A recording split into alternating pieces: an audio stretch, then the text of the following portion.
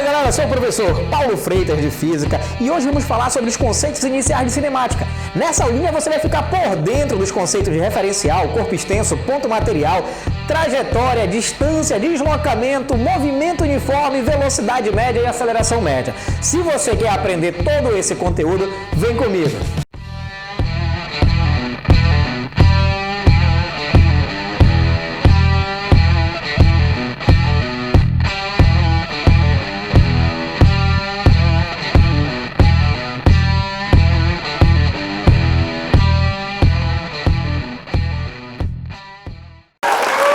Fala galerinha, bem-vindo a mais uma aula aqui na Liga da Física.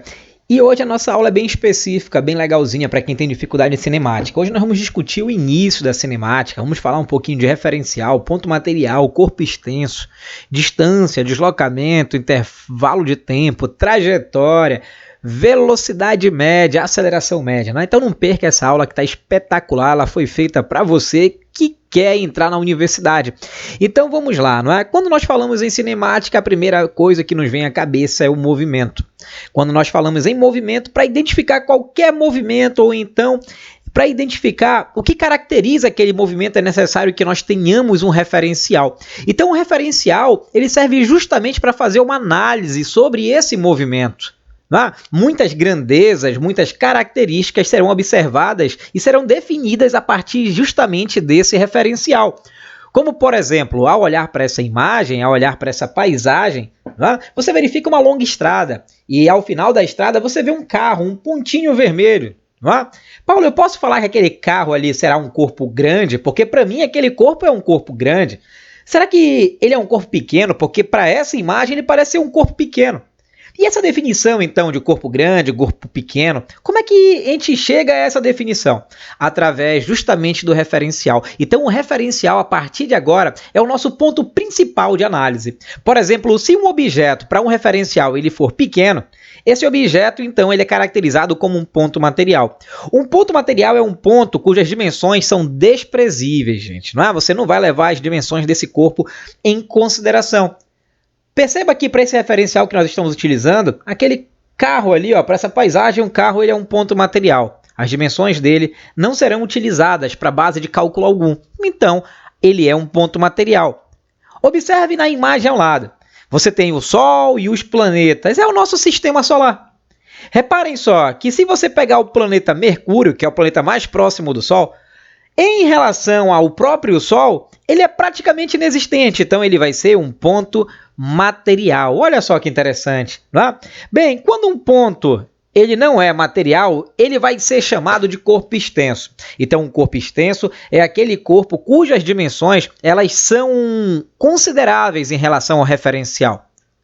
Por exemplo, para essa paisagem aí, olha só, para essa paisagem, a estrada ela tem um grande comprimento, então ela seria um corpo extenso. Para o nosso sistema solar, se nós pegarmos Júpiter, qual seria um corpo extenso em relação a Júpiter? Observe que Saturno, apesar de ser um pouco menor, tem dimensões consideráveis, então para Júpiter, Saturno também seria o quê? Um corpo extenso. O que você percebe então? Que essa questão do corpo extenso, do ponto material, depende do referencial. Você pode estar se perguntando, mas Paulo, o Sol ele sempre vai ser um corpo extenso para qualquer referencial. Não. Lembra que o Sol ele é uma estrela de quinta grandeza. Existem estrelas muito maiores que o Sol. O próprio espaço, com as suas dimensões, o próprio sistema, nossas galáxias, com as suas dimensões, fazem com que o Sol seja pequenininho. Então, para esse outro referencial, o Sol seria o quê? Um ponto material. Então, essa questão do corpo extenso do ponto material depende sempre do referencial no qual você está fazendo a análise. Toma muito cuidado com isso. Um outro aspecto importante a ser considerado aqui na cinemática é o movimento e o repouso. Nós vamos começar aqui com o movimento. Paulo, o que é o movimento? O movimento está associado, gente, à variação de distância. Por exemplo, se você se movimenta em relação a uma pessoa, obviamente significa que sua distância está variando em relação àquela pessoa ou àquele referencial. Se a sua posição está mudando no decorrer do tempo, você está em movimento. Paulo, agora se a minha posição não muda, se a minha posição ela é sempre a mesma em relação ao referencial, neste caso, você está em repouso. O que determina, gente, para ser mais claro para ti o repouso e o movimento, é justamente essa questão da variação da distância, não em si a própria velocidade. Por exemplo, você pode estar a uma determinada velocidade em relação a alguém. Então, em relação a aquele alguém, você vai estar em movimento. Mas em relação ao seu tênis, em relação à sua calça, em relação à sua camisa, você não tem velocidade, porque o movimento ele é compartilhado. Observa só que você pode ter uma velocidade, mas sua camisa, sua calça, seu tênis têm a mesma velocidade. Vocês não estão se afastando, vocês não estão se aproximando. Então, para esse referencial, você tem um repouso. Não é? Observe na imagem aí abaixo para te entender justamente a diferença entre esses dois conceitos. Repara que aqui embaixo você tem a Mônica empurrando, né, os seus colegas, dentre ele Cascão, Cebolinha, o outro colega. Você percebe que esses três coleguinhas em relação à Mônica estão em movimento. Paulo, por que estão em movimento? Porque a posição está variando no decorrer do tempo. Por outro lado, se nós analisarmos aqui o Cascão, o Cebolinha e o amigo deles, você percebe que eles não mudam sua posição em relação ao outro. Eles se movimentam juntos. Se a posição deles não está mudando, significa dizer que eles estão em repouso um em relação ao outro. Você percebeu que, dependendo do referencial, você pode ter uma condição de movimento e uma condição de repouso? Então, lembra do que eu vou te falar agora, uma observação bem importante. Na cinemática, você não vai ter velocidade ou movimento absoluto e muito menos repouso absoluto. Sempre vai existir um referencial no qual você esteja em repouso e um outro no qual você esteja em movimento. E um detalhe bem interessante a ser explorado nessa imagem, observe a árvore. Você fala assim, Paulo, essa árvore está parada. Peraí, mas em relação a que referencial? Se você estiver sentado numa cadeira agora, paradinho, com velocidade zero, olhando para essa árvore, sim, ela está em repouso em relação a você. Mas observa que os três meninos aqui, eles passam voando pela árvore. Então, para esses meninos, como há uma variação de posição, a árvore está em movimento. Não, Paulo, peraí, mas ela está parada. Você analisou que referencial para dizer se ela está parada?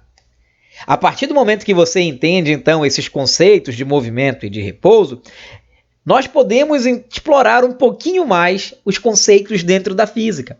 Uma outra grandeza que está associada ao referencial é a questão da trajetória. E, Paulo, o que é uma trajetória?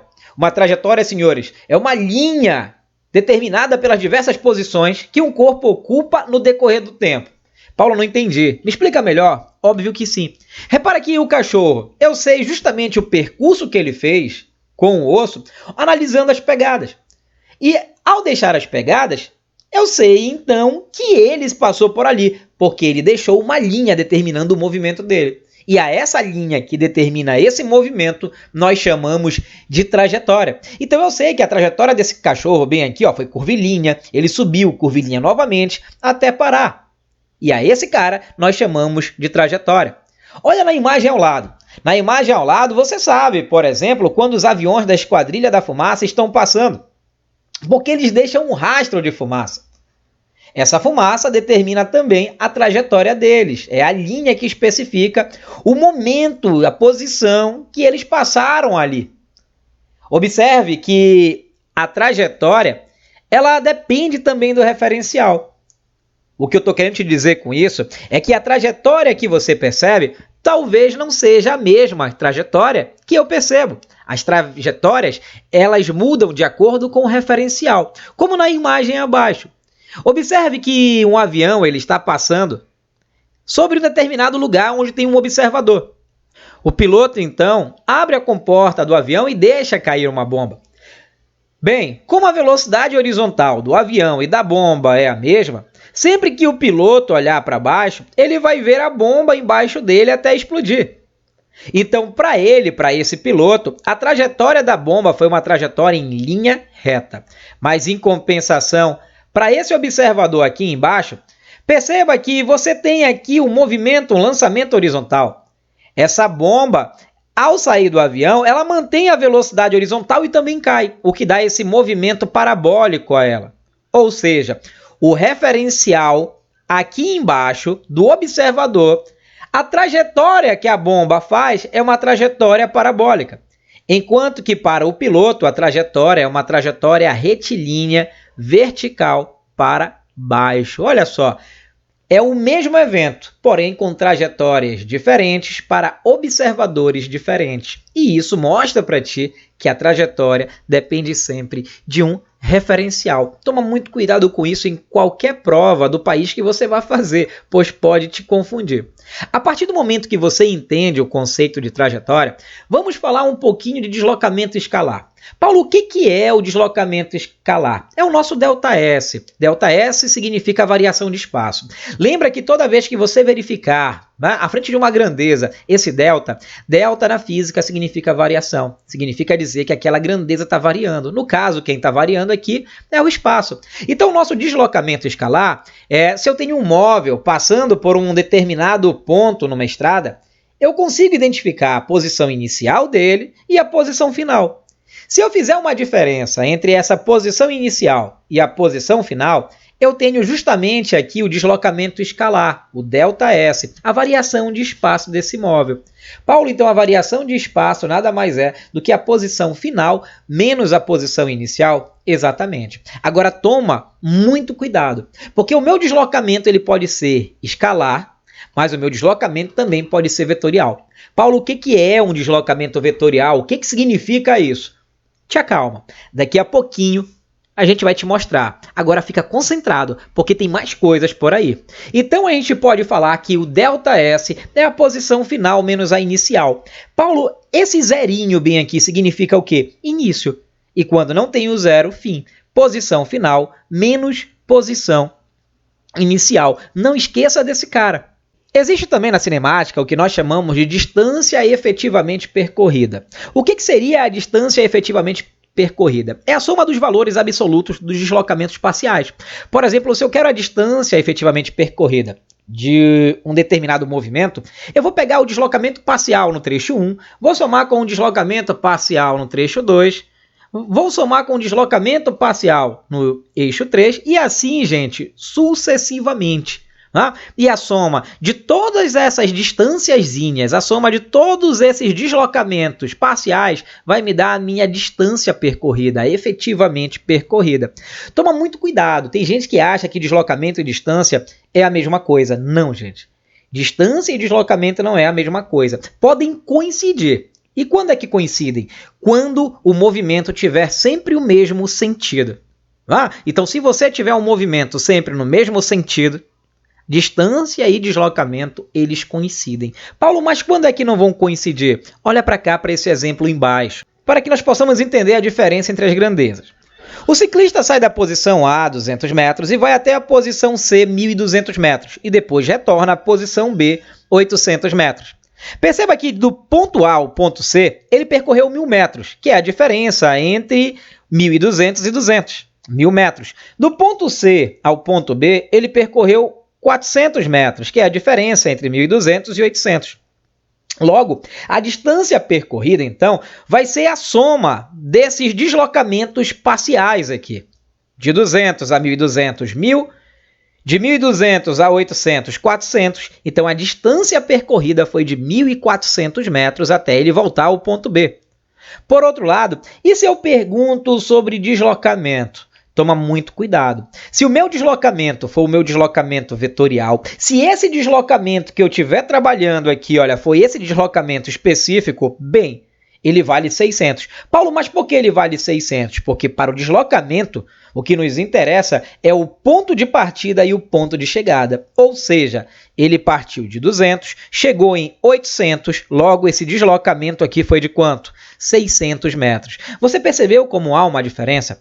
E para que você tenha um entendimento ainda mais profundo acerca dessas duas grandezas, vou te mostrar melhor o que é esse deslocamento vetorial. O deslocamento vetorial, como eu falei para ti, é a menor distância entre o ponto de partida e o ponto de chegada. Você tem, por exemplo, aí uma pequena mosca saindo do ponto A e indo até o ponto B. Repare que o movimento dela é um movimento sinuoso, de subida e descida. Paulo, o que é esse movimento sinuoso? Nós chamamos esse movimento de trajetória. a trajetória vai me dar justamente o que eu chamo de distância. Paulo, mas espera aí. O que é esse ponto, essa linha vermelha entre o ponto A e o ponto B, o ponto de partida e o ponto de chegada? Esse é o nosso deslocamento vetorial. O deslocamento vetorial é uma linha reta que liga justamente o ponto de partida e o ponto de chegada. Esse deslocamento vetorial, mais na frente você vai perceber que ele está intimamente ligado com a velocidade vetorial. A velocidade vetorial, você utiliza justamente o deslocamento vetorial para fazer o cálculo. Enquanto que a velocidade escalar, nós não utilizamos o deslocamento vetorial, e sim a distância percorrida pelo móvel. A partir do momento que você entende os conceitos de deslocamento e distância, podemos falar de velocidade escalar média. Paulo, o que é velocidade escalar média? É a razão entre o espaço percorrido, ΔS, que nós falamos para ti, e o tempo gasto, o intervalo de tempo, que é ΔT, para percorrer determinado espaço. Por exemplo, se eu quero calcular a velocidade média, olha só, variação do espaço dividido pelo intervalo de tempo. Lembra que eu te falei que esse delta, ele é uma variação, e quem está variando, olha só, neste caso aqui embaixo é o tempo. Paulo, perfeito. Velocidade média é a variação do espaço pelo intervalo de tempo. Mas essa equação ela é muito parecida com a equação do movimento retilíneo uniforme. Toma cuidado. Lá, quando nós falarmos de movimento retilíneo uniforme, eu vou te mostrar que há uma diferença entre velocidade média e velocidade no movimento retilíneo uniforme. Aqui, em velocidade escalar média, tu trabalha com uma média de velocidade. Não significa dizer que em todo ponto da trajetória que você pegue aquele móvel, não significa dizer que ele sempre vai estar com aquela velocidade. Não. Ele pode aumentar, ele pode diminuir. O que a gente estabelece é uma média. Uma média das velocidades entre o tempo de partida e o tempo de chegada. Mas aguenta só um pouquinho, já vou te mostrar melhor esse cara. Toma cuidado com o Sistema Internacional de Unidades. No Sistema Internacional, esse espaço ele é dado em metros e o nosso tempo ele é dado em segundos. Daí nós tiramos o metro por segundo. Mas, usualmente, nós temos o quilômetros por hora. Por exemplo, se você pegar o velocímetro de um carro, a velocidade está em quilômetros por hora. Paulo, então eu posso utilizar as duas unidades? Claro que pode. Para isso, então, estabelecemos uma relação. Quando você tiver a velocidade em quilômetros por hora e precisar transformar para metros por segundo, você vai dividir por 3,6. Porém, quando você tiver a velocidade em metros por segundo e quiser passar para quilômetros por hora, você vai multiplicar por 3,6. Eu sempre falo para o meu aluno assim: grava um número específico, 10 metros por segundo. Meu filho, se 10 metros por segundo você quiser passar para quilômetros por hora, multiplica por 3,6. 10 vezes 3,6, 36 quilômetros por hora. Paulo, por que isso? Porque na tua cabeça tu já cria um padrão. Se eu tiver 20 metros por segundo, 20 não são 2 vezes 10? Ou seja, 2 vezes 36, 72. Então, 20 metros por segundo, 72 km por hora e assim sucessivamente. Lembra que a tua prova ela é feita justamente para que tu faças a questão em um determinado tempo. Perder tempo talvez te leve a um insucesso e a gente não quer isso. Lembra do que eu te falei de velocidade média? Observa esse exemplo aqui ao lado. Nesse exemplo, a gente tem um móvel saindo de São Paulo e indo a São José dos Campos. Ele percorre 90 km em 1h30. Perceba que a velocidade dele é de 60 km por hora. Logo após, ele sai de São José e vai até Cruzeiro. Repara que a velocidade dele mudou. 100 km por hora. Ele percorre 100 km no intervalo de tempo de 1 hora. E de Cruzeiro até o Rio de Janeiro, ele vai a 60 km por hora novamente. Só que agora ele percorre 210 km em 3 horas e meia. Paulo, o que seria a velocidade média? A velocidade média é quando você pega a distância total, a distância efetiva percorrida. Você vai pegar na posição 1 os 90, somar com os 100 da posição 2 e somar com os 210 da posição 3, que vai te dar 400 quilômetros de São Paulo a Rio de Janeiro. E o tempo total que ele utilizou para percorrer essa distância? 1h30 de São Paulo a São José, 1 hora de São José a Cruzeiro, mais 3 horas e meia de Cruzeiro ao Rio de Janeiro, ou seja, me dá um tempo total de 6 horas. Se nós pegarmos a distância total, que vai ser os 400 quilômetros, e dividirmos pelo intervalo de tempo, que serão as 6 horas, você vai ter algo em torno de 66,7 km por hora. Observe que não é 60, não é 100 a tua velocidade. A tua velocidade média é 66,7. Ou seja, tu tens aí uma média dentre as velocidades, ok? Toma muito cuidado e dá a devida importância a isso que eu acabei de te falar. E para finalizar, a aceleração média. Paulo, o que é a aceleração média? Grava na tua mente, guarda isso com toda a força do teu coração. A aceleração só vai existir quando nós tivermos variação de velocidade. A aceleração, ela mede a rapidez com que acontecem as mudanças na velocidade.